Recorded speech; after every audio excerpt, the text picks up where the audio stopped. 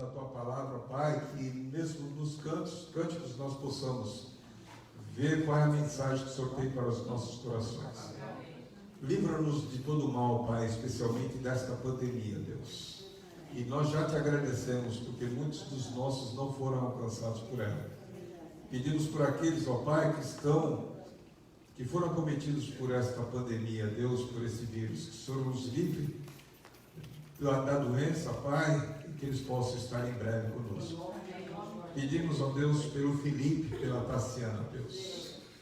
Pedimos, ó Deus, pelo namorado da Marcela, Pai, que foi alcançado pelo vírus, que o Senhor possa estar livrando toda aquela família, Pai, que nenhum deles possa ter sido atingidos por esse vírus, mas que desde já o Senhor traga livramento naquela casa.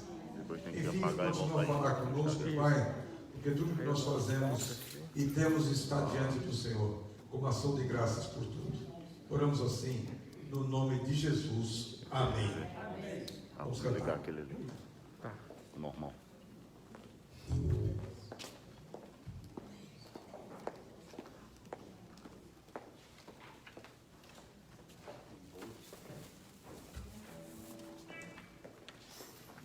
Bom dia a todos. Louvamos o nome do Senhor por esse dia maravilhoso que o Senhor fez, né? Até aqui nos ajudou o Senhor. Sabemos que o Senhor tem nos guardado, o Senhor tem nos livrado, o Senhor tem estado conosco, não é? E vai continuar sendo assim. Se Deus é por nós, quem será contra nós?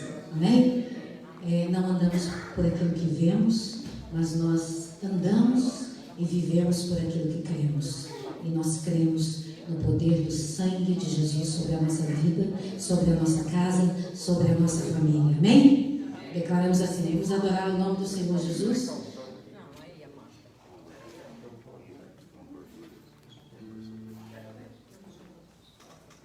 Que bom que você veio.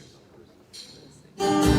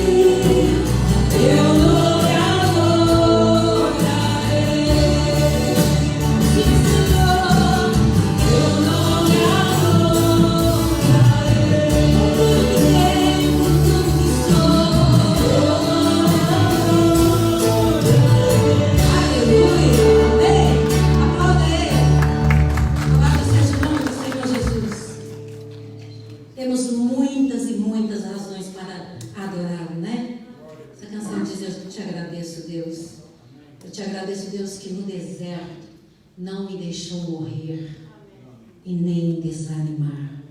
Nós passamos por um deserto aí, muitos de nós fechados, né? E saímos, estamos aqui, estamos enfrentando ainda muita coisa, mas o Senhor não nos deixou desanimar. É tudo por causa dele, é por ele, amém? Então louve o Senhor com o coração agradecido nessa manhã, pelo que você tem hoje, pelo que você é hoje, pelo presente, sabe por quê? Porque o futuro está nas mãos dele, amém?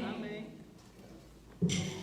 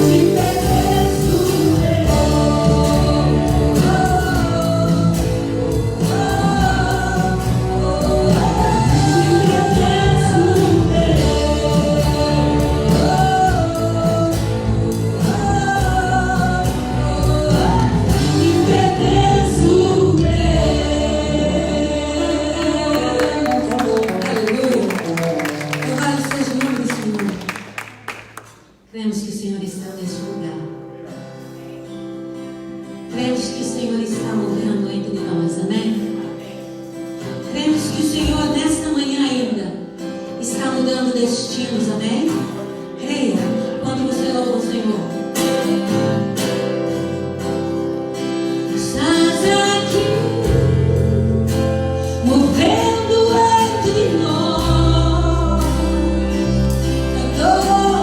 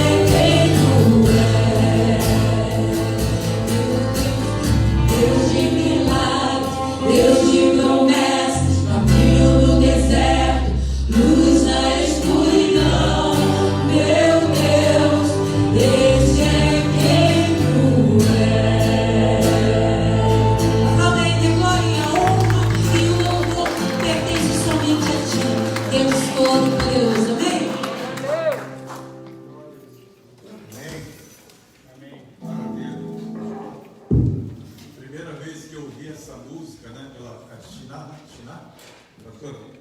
Eu me apaixonei por essa música. Apaixonei, guardei essa música, vez por outra eu vou lá e ouço novamente. É uma música maravilhosa, né? Muito bem, queridos, é bom estar aqui. Diga, bom é estar aqui. Maravilha, maravilha, né? Queridos, nós não podemos nos dobrar diante das dificuldades que estamos vivendo, né? Nós vivemos por fé e não por vista. Glória a Deus. Verdade?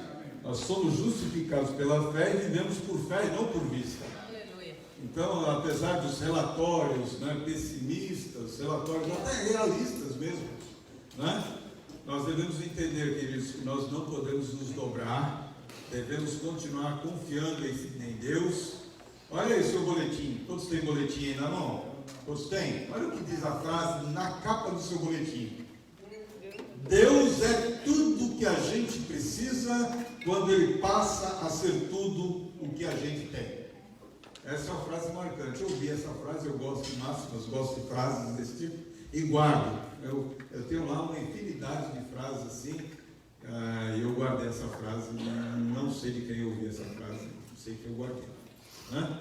Mas é muito bom estar aqui, louvado seja Deus, vocês são muito bem-vindos, né? Mesmo com, como que é? A moto, né? A gente faz assim, moto.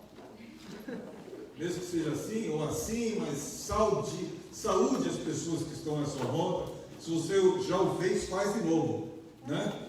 Diga lá, bom dia, seja muito bem-vindo, é bom ver você novamente, né? A maioria de nós nos vemos só no domingo, né? Bom dia, diga bom dia uns para os outros aí, muito bom estar aqui, né? Então, queridos, é um prazer estar no meio do povo de Deus, na comunhão dos santos, né? Porque é na comunhão que Deus ordena a bênção e a vida para sempre. Isso é a palavra de Deus, não é a palavra do pastor Francisco, não, tá?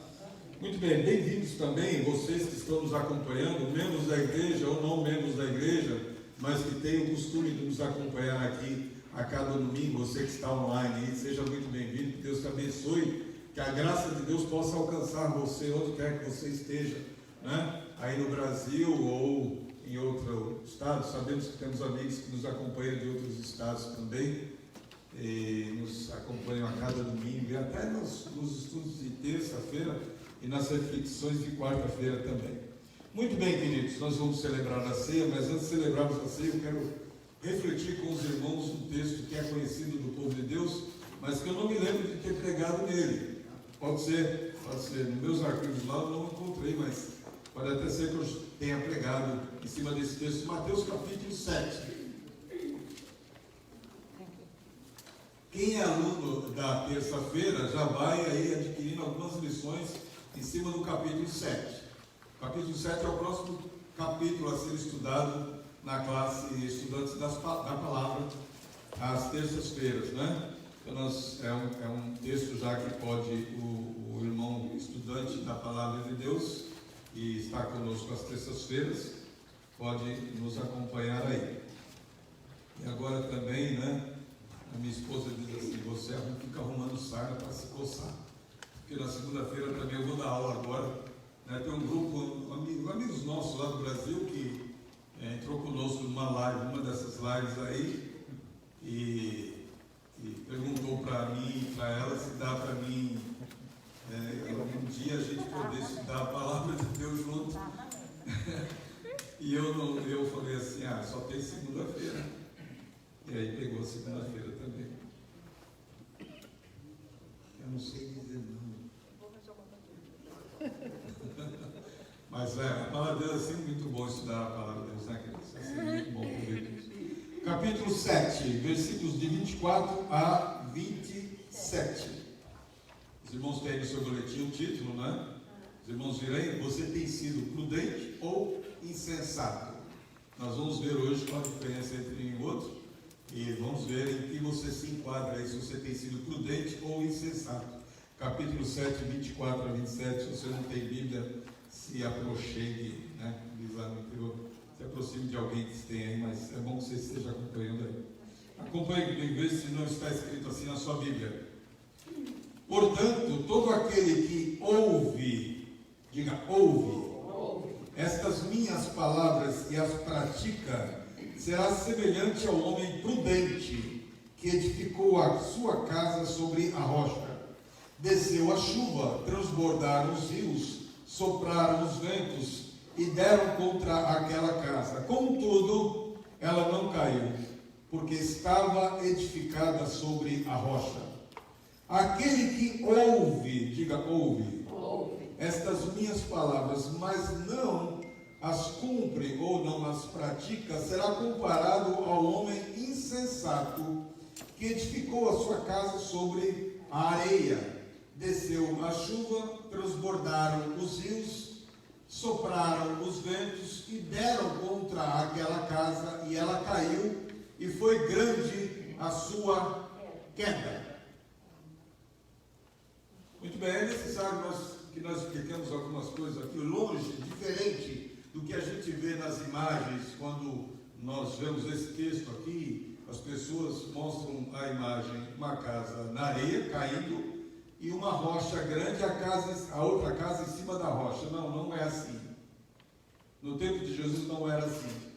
Quando a Bíblia diz aqui que aquele que construiu a casa sobre a rocha, eles cavavam a terra até encontrar rochas grandes embaixo da terra, né, e faziam o alicerce da casa em cima dessa rocha. Não a rocha exposta, mas a rocha sobre a terra. Então eles construíam a casa, o alicerce da casa, né, sobre essa rocha. Normalmente as pessoas que construíam essa casa sobre essa rocha, construíam perto de um rio ou de um lago, de uma lagoa. Por quê? Porque elas estariam mais perto da provisão da água, para saciar a sede, para cozinhar e tudo mais. Se eles construíssem a casa longe do riacho, ou do rio, ou do lago, eles teriam mais trabalho na sua sobrevivência. Então, para construir a casa perto dos rios, teria que ser uma casa construída sobre a rocha, porque havia, até hoje acontece isso, as inundações, as tempestades, os ventos fortes naquela região, acontece até o dia de hoje. Então, uma casa construída sobre a areia, perto do rio, fatalmente, com o transbordamento do rio, com os ventos, com as tempestades, seria grande a sua queda, que o texto está dizendo aqui. Percebe? Então, nada a ver com as imagens que nós vemos aí no Google, quando nós colocamos lá, você coloca lá, por exemplo, no Google Imagens, os dois fundamentos, você vai ver as imagens de uma casa construída sobre uma rocha exposta. Não é assim. Eles cavavam até encontrar uma rocha ou grandes pedras embaixo do solo para poder construir as suas casas sobre a rocha. Então, normalmente o telhado dessas casas era feito com palha misturada com barro. Daí nós entendemos aquele milagre que Jesus fez do paralítico que desce eles destelham a casa. Na verdade, eles abriram uma fresta nessa palha e barro que cobriam as casas para descer então o paralítico. Tá? É necessário nós entendermos o contexto do texto para nós entendermos o que realmente Jesus está dizendo aqui.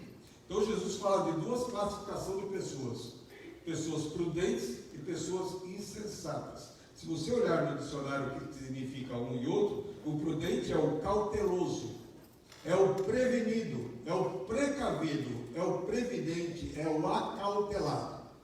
É o que nós estamos fazendo aqui nessa pandemia, né? Nós estamos sendo prudentes, né, em higienizar tudo, em usar máscaras, né, em preparar todo o ambiente. Onde nós quisermos, onde nós formos, nós temos que usar desses meios para nos precaver, para nos prevenir. Isso é ser uma pessoa prudente. E Jesus diz a respeito disso o seguinte, que a gente deve ser prudente como a serpente e manso como a pomba, né? Não a cabeça de pomba, mas manso, a mansidão da pomba.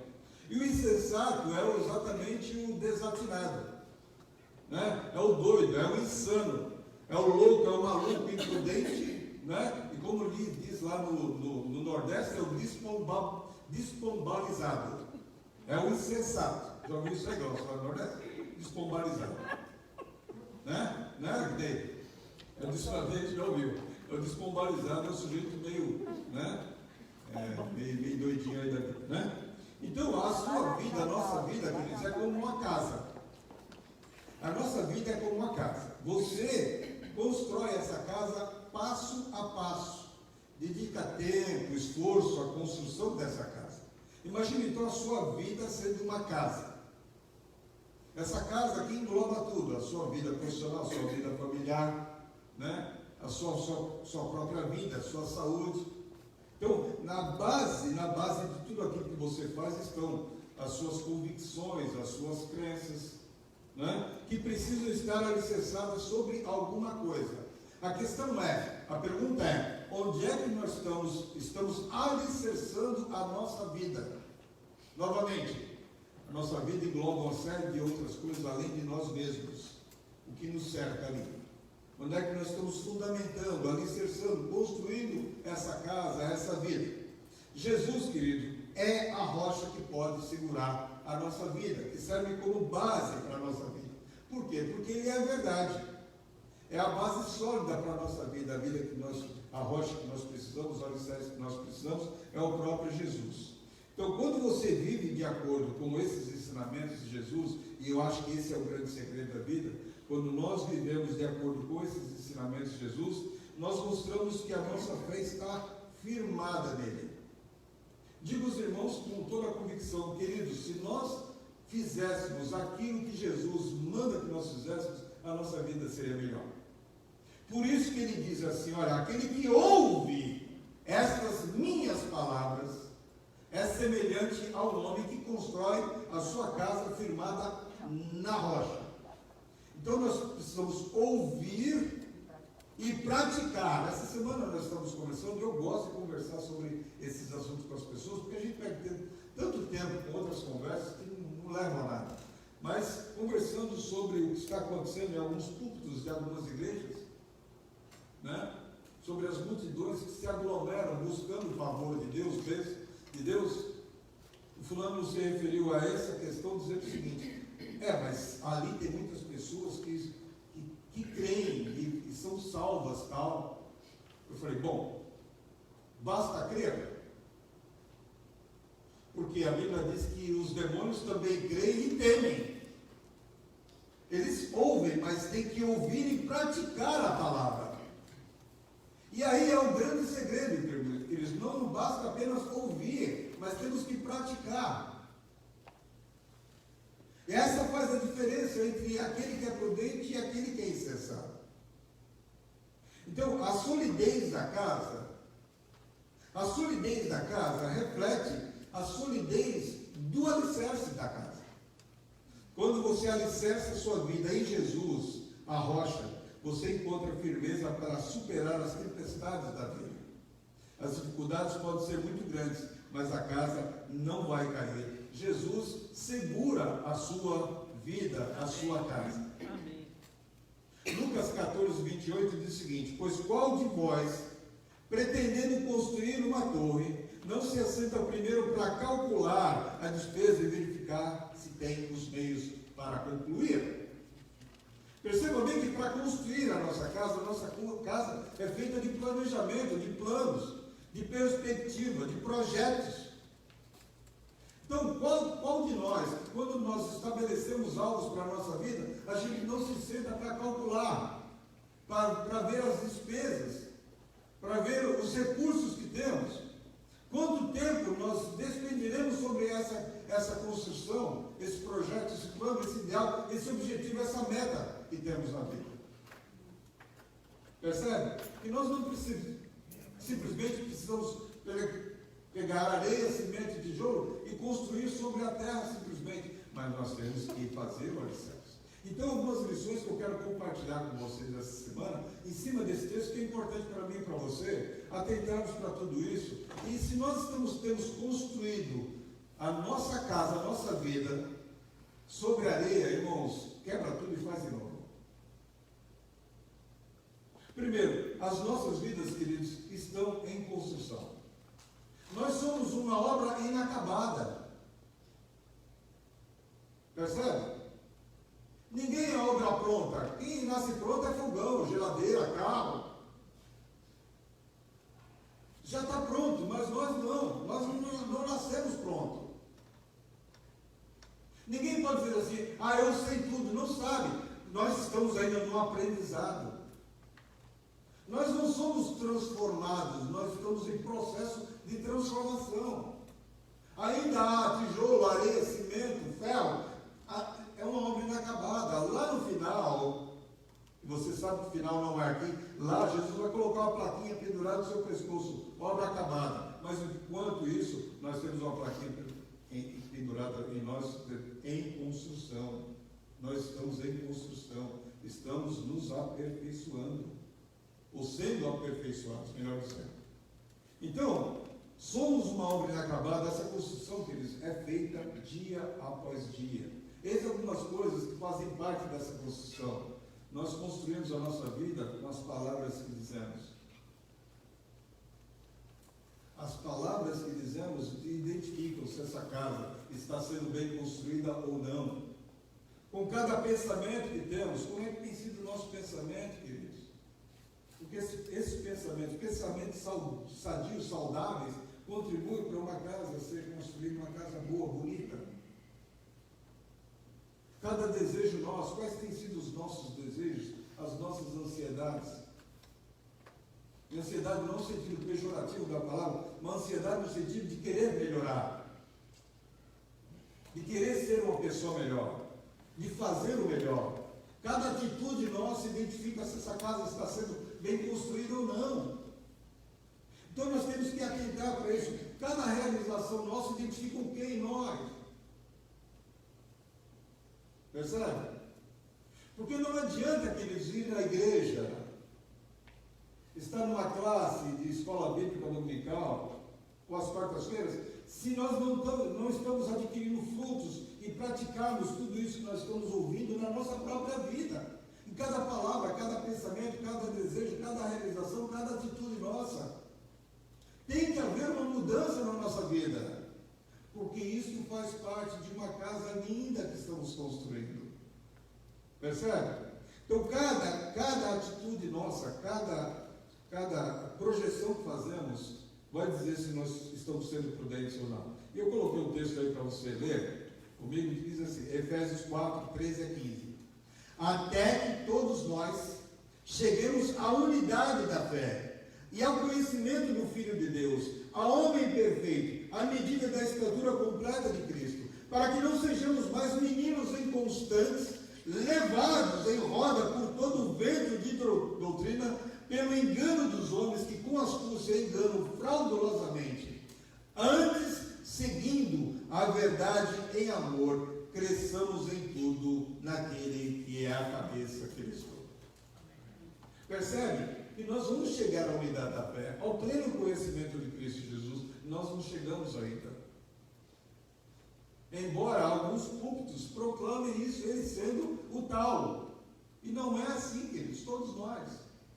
O pastor Francisco está na mesma situação que todos nós aqui. Nós estamos ainda aprendendo.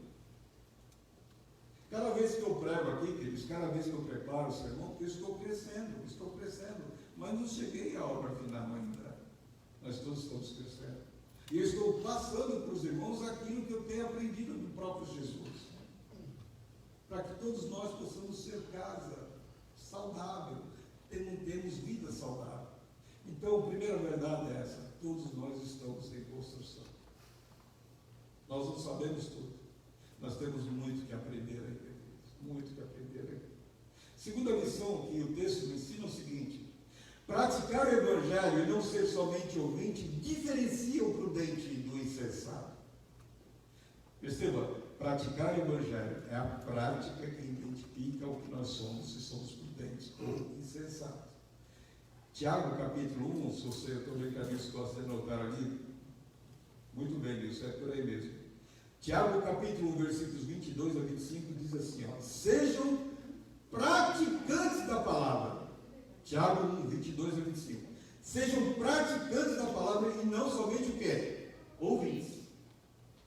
Enganando-se a si mesmos. aquele que ouve a palavra, olha a comparação que Tiago faz, que eu acho interessante. Fala, Deus é maravilhoso, olha só. Aquele que ouve a palavra, mas não a põe em prática, é semelhante a um homem que olha a sua face no espelho. Deixa eu dizer uma coisa para os irmãos.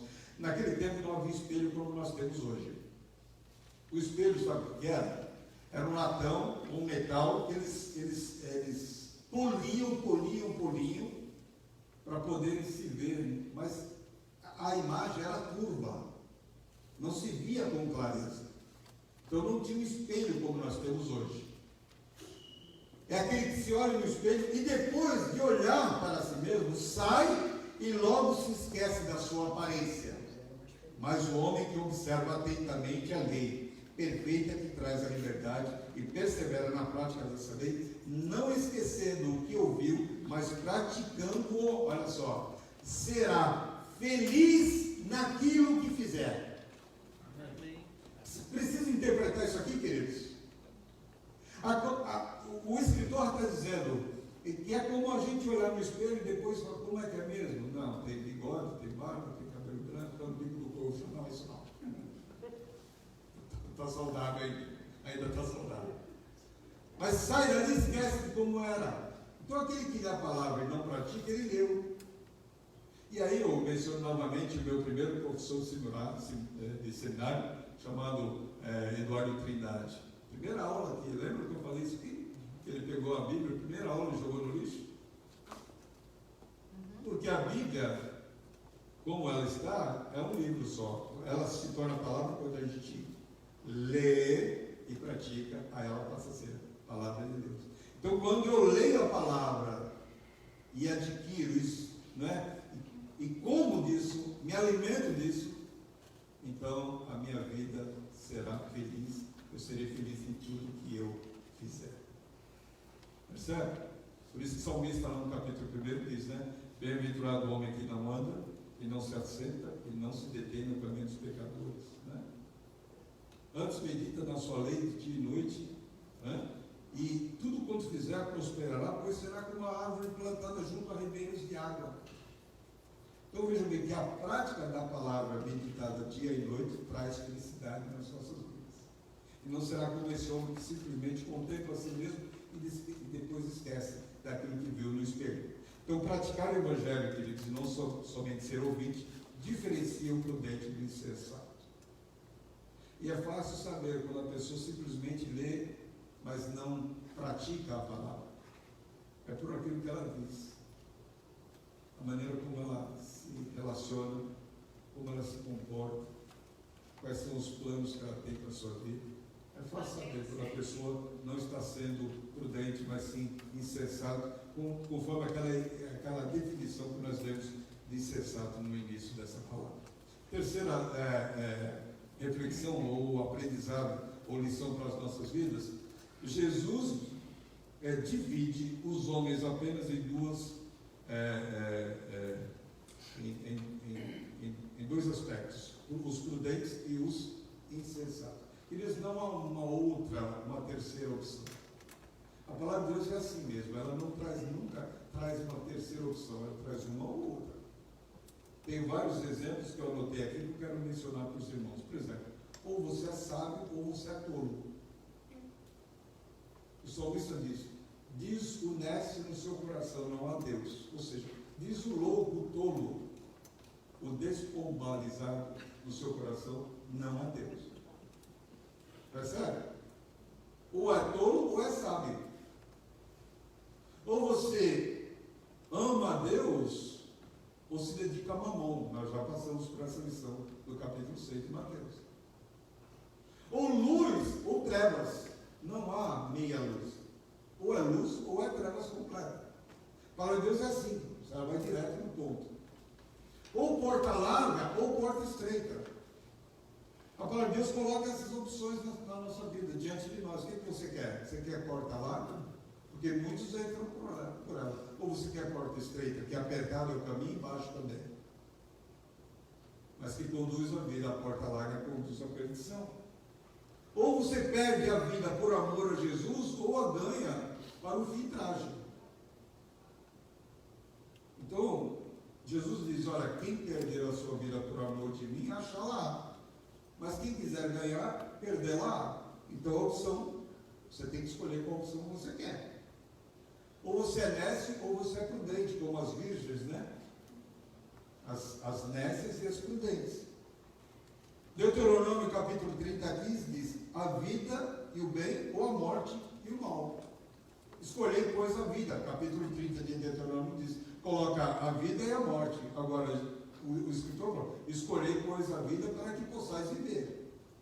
Então, Jesus não oferece uma terceira opção. Ou é um, ou é outro. Você constrói a sua casa sobre a rocha, ou constrói a sua casa sobre a areia, e depois vê o que dá. Percebe? Então, no meio do evangelicalismo que nós temos visto nos dias de hoje, tem muita gente preferindo a areia, queridos. Construir a sua vida sobre a areia. Porque é mais rápido. É vida de atalho. O caminho é mais curto. Já perceberam que as pessoas estão procurando o mais fácil? Em vez de, né, lá em Eclesiastes capítulo 10, já preguei sobre o texto aqui, lá diz que fulano pega o machado e gasta muito tempo para derrubar a árvore, né? Sendo que ele pegaria 15 minutos, amolaria o machado, o trabalho seria mais rápido. Quantas pessoas estão preferindo fazer a coisa rápido, sem investir mais tempo para que a coisa saia melhor e tenha um resultado melhor? Então, queridos, Jesus não oferece uma terceira opção. Ou é um, ou é outro. Ou é outro. Eu não quero, eu não desejo que a nossa igreja seja uma igreja construída sobre a areia, mas que seja uma igreja construída sobre a rocha, que é Cristo Jesus. Tudo fundamentado, tudo alicerçado naquele que é a rocha, Cristo Jesus. Quarto, o que diferencia o prudente do insensato? O texto está dizendo o seguinte ainda. Quando é que nós podemos ver quem é quem nessa história? As coisas que Jesus traz é chuva, correnteza dos rios e ventos. Nós podemos ver quem é quem, irmãos, quando as adversidades chegam na vida do sujeito. Se a nossa vida está construída sobre a rocha, Jesus está dizendo assim, pode vir tempestades, ventos fortes, transbordamento dos rios, mas a nossa casa ficará em pé. Por que nós estamos até hoje aqui?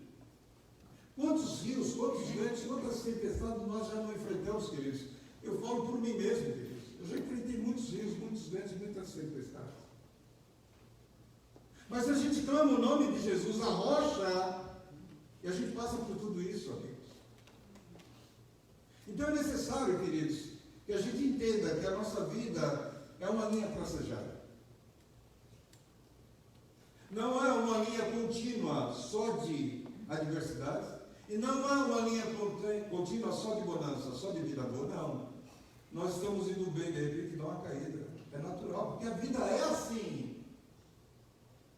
Eu tenho dito aos pais, ensine os seus filhos que a vida é assim. Nem sempre, nós não teremos uma vida boa o tempo todo. Porque tanto a bonança como a alegria tem prazo de validade, assim como toda a tribulação também tem prazo de validade. O problema é o seguinte, quando nós estamos na rocha, querido, podem vir rios, podem vir tempestades, podem vir o que for, a nossa casa vai ficar firme. O que diferencia o insensato do prudente são os rios, a chuva e os ventos. É a crise financeira, é a crise na saúde, é a crise familiar, é a crise profissional. Elas podem vir. A minha rocha está firmada, a minha casa está firmada na rocha. Então não é difícil saber quem está sendo insensato e quem está sendo prudente. Lá no capítulo 12, versículo 5 do livro de Jeremias, eu já preguei sobre esse assunto, já mencionei isso nos vídeos. Lá diz assim, se você não está preparado para andar com os homens que vão a cavalo, como é que você vai estar preparado se você tiver que ir a pé? Ora, se nós temos aí uma ameaça de vírus, e você não suporta a ameaça, como é que você vai ser quando estiver prostrado numa cama? Não desejo isso para ninguém. Querido, se a sua vida está firmada na rocha, pode vir tudo isso, você está firme. A sua casa não vai cair. Porque o texto diz que aquele que construiu a sua casa sobre a convocar a mim e a você esta manhã, que se firme nessa palavra, em nome de Jesus. Eu sei, a nossa igreja é uma igreja pequena, eu conheço boa parte dos problemas dos irmãos. Eu sei que há mulheres aqui precisando muito do livramento e da aplicação da justiça na sua vida. Deus vai dar vitória. Amém. Porque a tua casa está firmada na rocha. Eu sei que há pessoas aqui que estão sofrendo com os seus filhos. A tua casa está firmada na rocha, Deus vai dar vitória sobre a vida dos seus filhos. Amém. Nós não temos que proclamar isso como pensamento positivo, não. Isso é a palavra de Deus. Percebe? Então nós temos que entender, irmãos, ou nós nos firmamos disso, queridos, ou então a gente não vai ver a ação de Deus na nossa vida. Um dia, queridos, o céu se escurece mesmo. Ontem nós estávamos lá em casa, tal, fazendo algumas coisas, e eu olhei pela janela e falei, gente, que dia lindo. Aliás, lá fora é difícil a gente não ter um dia lindo.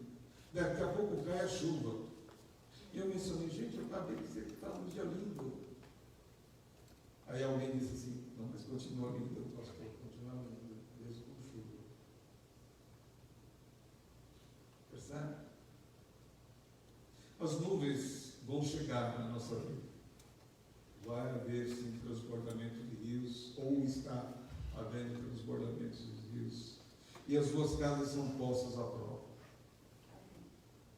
Nesse momento, queridos, as semelhanças desmoronam junto com a insensatez do construtor que não fez sua edificação sobre a rocha. E por último, a rocha faz toda a diferença. A rocha faz toda a diferença. O que e quem é a rocha? Por que eu digo o que e quem é? Os méritos são de Cristo nos fundamentos desta casa. Deixe-me dizer para os irmãos o que e quem é a rocha. Olha aí o versículo que eu tirei aqui do texto.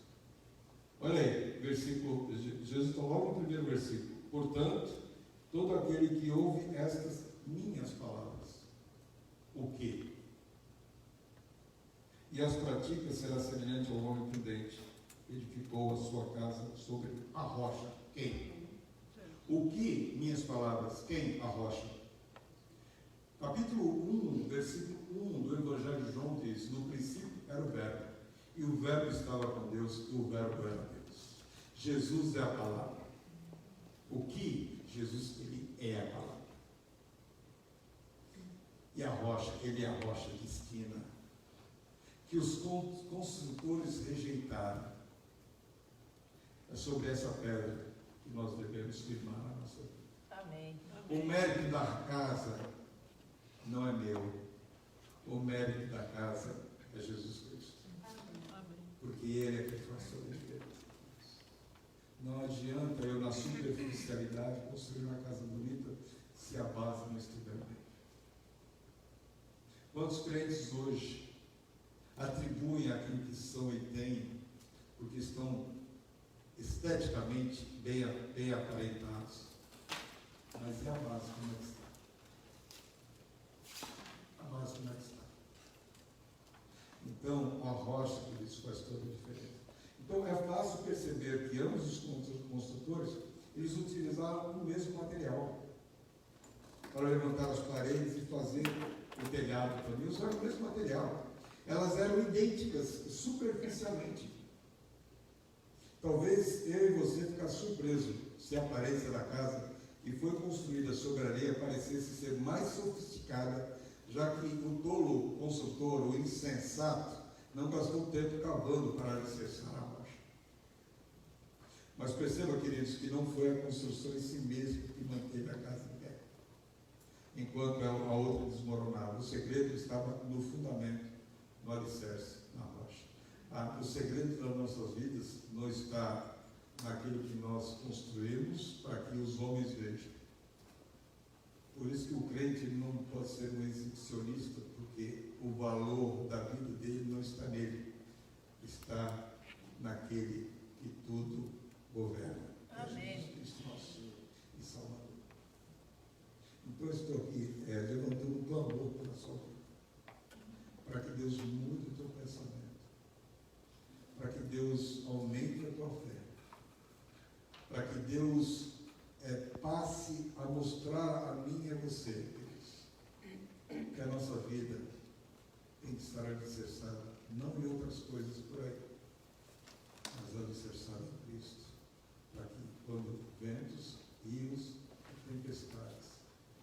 ceia contra a nossa casa, ela não cai.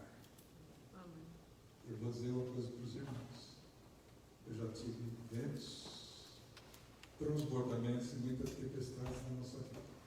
Mas a casa sai em pé. Por minha causa? Por causa da rocha que sustenta nossa vida. Amém. E como conclusão, uma frase simples. Apenas a rocha que é Cristo e a sua palavra podem manter você e sua vida. Firme-se nisso, guarde isso, coloque nos umbrais da sua casa, na porta da geladeira, mas desde que você esteja lembrando sempre dessa palavra aí, no nome de Jesus. Tá bom? Você pode ser um trabalhador exemplar. Você pode ser muito inteligente. Você pode ter muito potencial, muita habilidade, muita experiência. Mas tudo isso é nada se você não tiver a rocha firmando a sua casa. No nome de Jesus. Amém? Que Deus possa te abençoar. Palavra fácil de entender. Mas se ela não for aplicada, de nada terá valor. Deus possa nos abençoar. Vamos celebrar a ceia do Senhor. Eu peço que o pastor Irã nos ajude. Pastor, por favor. Vem aqui à frente, nós vamos. Os irmãos da última ceia já tiveram experiência. Nós temos aí um cálice diferenciado, né?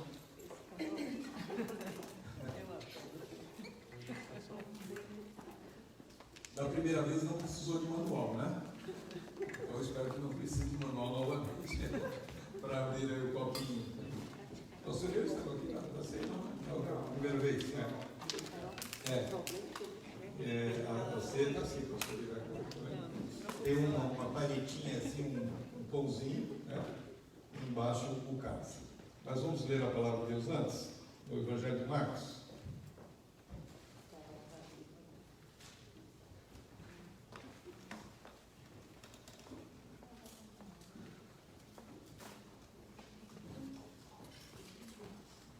Marcos capítulo 14, a partir do versículo 17, Marcos 14, 17, nos diz assim, fiquem em pé, por favor. Chegada a tarde, Jesus foi com os 12.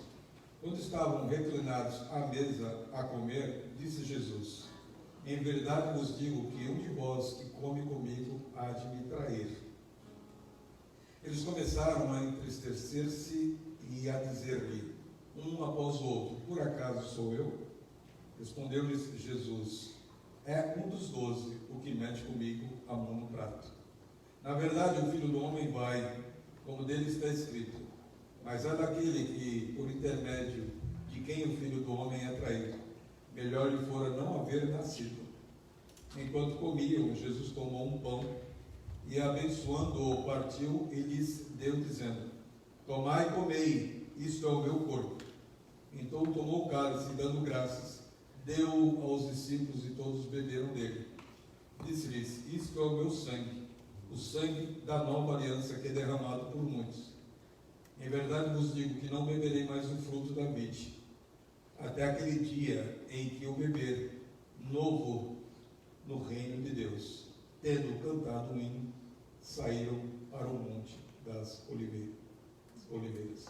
Eu gosto sempre de ler a Bíblia fazendo a imagem do contexto, a imagem do ambiente ali. Jesus reclinado à mesa junto com os discípulos, não era uma mesa como essa, simplesmente eles estavam, o mestre, o professor, colocava-se num plano mais alto e os discípulos, os alunos ficavam à sua volta. Eu imagino ali todo o ambiente, naquele ambiente triste, né? E Jesus anunciando então que algum deles haveria de traí-lo. E você se colocando ali, você estando ali no meio, certamente você perguntaria também a Jesus se seria você mesmo e haveria de trair. Mas Jesus traz uma palavra forte aqui. Seria melhor não ter nascido aquele que o trairia, né? Mas Jesus compartilha com os seus discípulos da ceia e canta o hino e depois vão para o monte, para o Monte das Oliveiras. Por isso, nós não podemos, eu tenho aconselhado a igreja, discípulos, ninguém apontar o dedo para discípulo nenhum. Né?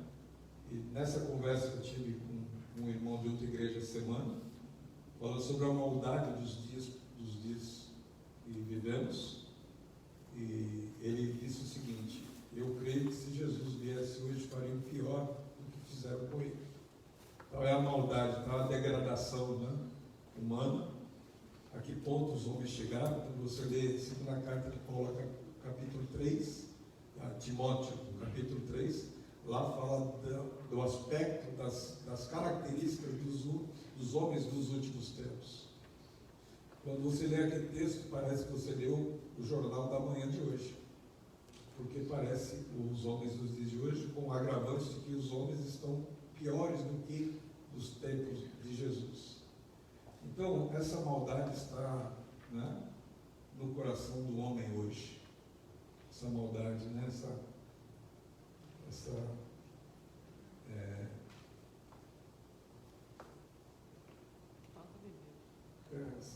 falta de compostura moral, né? Essa degradação está nos dias de hoje. Então vamos com esse pensamento, entendendo que Jesus, quando sai dali, vai no Monte das Oliveiras para ter aquele momento de oração, que o escritor diz que ele soou como grandes gotas de sangue por causa da angústia que ele estava sofrendo. Nós não podemos viver a vida cristã como se fosse um momento de ceia, mas devemos no nosso dia a dia lembrar que Jesus nos disse: você tem que ouvir e praticar nessa palavra, para que a tua vida tenha significado. Então nós devemos ouvir o relato dessa ceia do Senhor Jesus, entendendo que Ele fez tudo aquilo por mim e por você. Ele sofreu tudo aquilo por mim e por você. Ele foi traído, moído por causa das nossos delitos, nossas imperfeições. Então fico com esse pensamento ao sair por essas portas, queridos. Lembre-se dessa palavra pregada hoje. E lembre-se também do sacrifício de Jesus na cruz do Calvário por cada um de nós. O pastor Leandro faz esse lado e o pastor Jackson faz esse lado.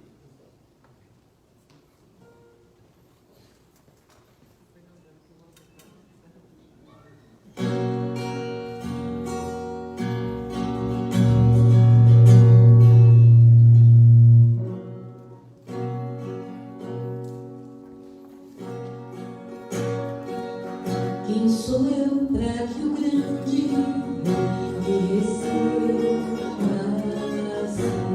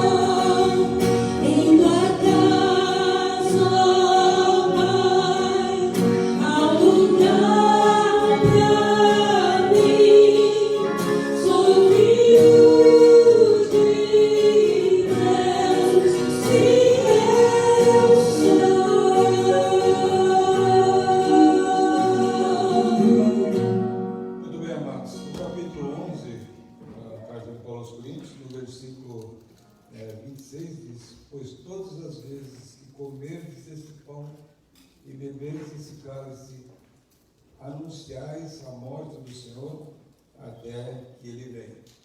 É a nossa esperança, não é? É a nossa esperança de que o Senhor vai voltar, não precisaremos mais celebrar a ceia do Senhor, porque Ele estará diante de nós, não?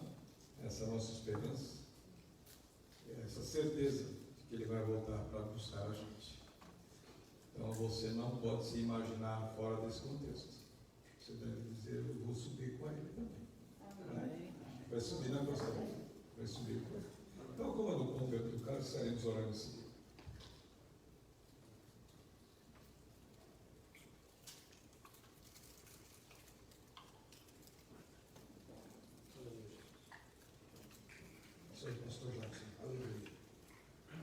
Senhor, grande Deus, grande Pai, nós queremos te agradecer, te louvar, Senhor, por este momento tão sublime, Senhor, que aqui, meu Pai, juntamente com a tua igreja, Senhor, nós possamos repetir aquilo que o Senhor nos deu instrução, que na noite que o Senhor foi traído, Pai, tu tomou o cálice, partiu, Pai.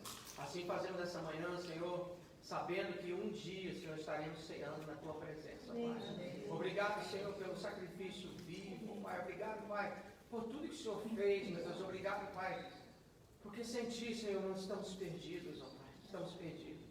Tu és o Senhor e Salvador de nossas vidas, ó Pai. Tu nos ensinou o caminho, o humano mais perfeito que já pisou na terra, Senhor. Jesus Cristo, Filho de Deus, Pai. Aquele, como diz João Batista uma vez, ó Pai, quando estava batizando nas águas: eu batizo com água, mas vem um que batizará com fogo. Meu Pai, de repente ele falou: aí vem aquele, Pai, que eu não sou digno nem de desamarrar suas sandálias. Era Jesus, ó Pai. Obrigado, Senhor, pelo ministério de Jesus, Pai, aqui na terra. Apesar de ser tão curto, ó Pai, mudou a história, Senhor. Mudou, Senhor, os séculos. Mudou, Senhor, tudo aquilo que nós compreendíamos antes, ó Pai. Tu abriu os nossos olhos, como Tu fizeste com Paulo, Senhor. As escamas dos nossos olhos abriram, e através do Espírito Santo nós entendemos que somos pecadores e precisamos de Ti em nossas vidas, ó Pai. Obrigado, Senhor. Obrigado pela liberdade que temos em Cristo. Obrigado, Senhor, pela salvação que temos através do Seu sangue, ó Pai, e a redenção que temos, ó Pai. Obrigado que em nós, ó Pai, a Tua santidade foi imputada em nós. Hoje somos santos, ó Pai. Não por nosso mérito, mas pelo Teu mérito. Único, Senhor. Único, ó Pai.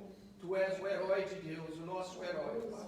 Obrigado por tudo, Jesus. Obrigado, Senhor, por esta manhã, ó Pai, onde várias igrejas se reúnem fazendo o mesmo que estamos fazendo aqui, ó Pai.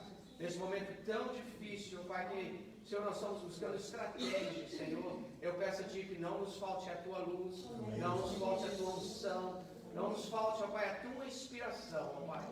Fica conosco, ó Pai, nos abençoe muitíssimo, no nome de Jesus. Amém. Que o amor de Deus, o nosso Pai, a graça salvadora de Cristo Jesus, a comunhão e as consolações do Espírito Santo de Deus permaneça com essa igreja, com o Teu povo, agora e para todos sempre. Amém. E o povo de Deus diz: amém.